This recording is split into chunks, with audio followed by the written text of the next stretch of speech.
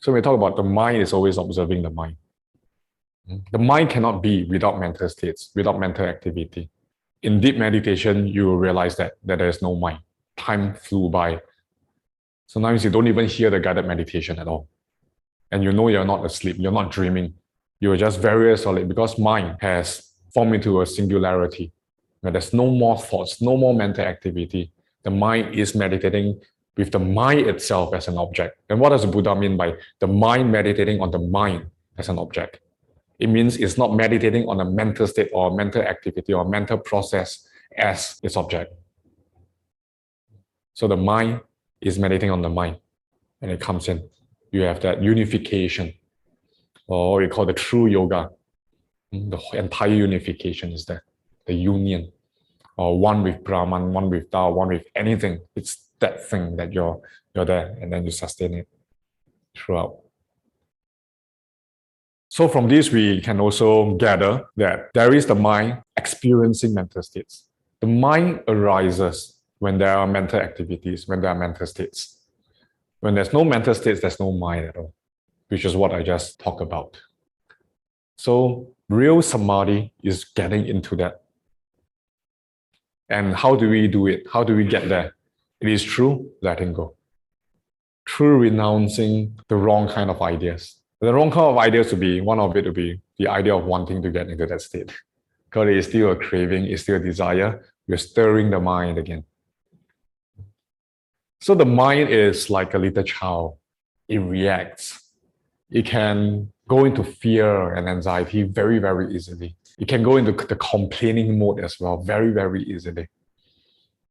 I don't like this, I don't like that, I don't like this music that DK plays, all that kind of stuff. Right? Very, very, very easy. It's like a leaf.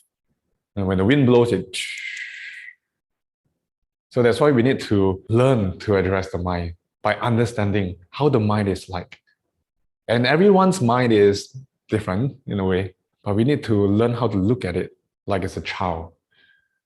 Knowing that it needs a support, it needs understanding, it needs compassion, it needs love from us.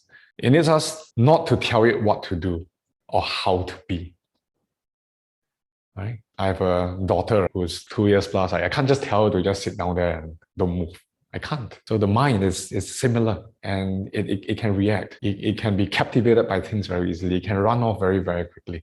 But we learn how to look at the mind like, I'm taking care of my mind. And with understanding comes letting go. And slowly, bit by bit, it will start to reduce its mental activity. So why we use meditation objects, be it a breath or mantra or mudra or visualization, it is to help us to have a reference point, to know when we have drifted off. And that's it. It's not like you have to focus on your breath. You need to know how many seconds it takes to inhale, how many seconds are in your exhalation, how many moments of microseconds or pauses are there between the in-breath and the out-breath. You don't need to know that. If you visualize the light, doesn't matter what shape, what color, or how bright the light is. It's not that. It's just using it as a frame of reference to just stay put. And why do we come and stay put? Because we are developing our mindfulness. We're developing our wisdom.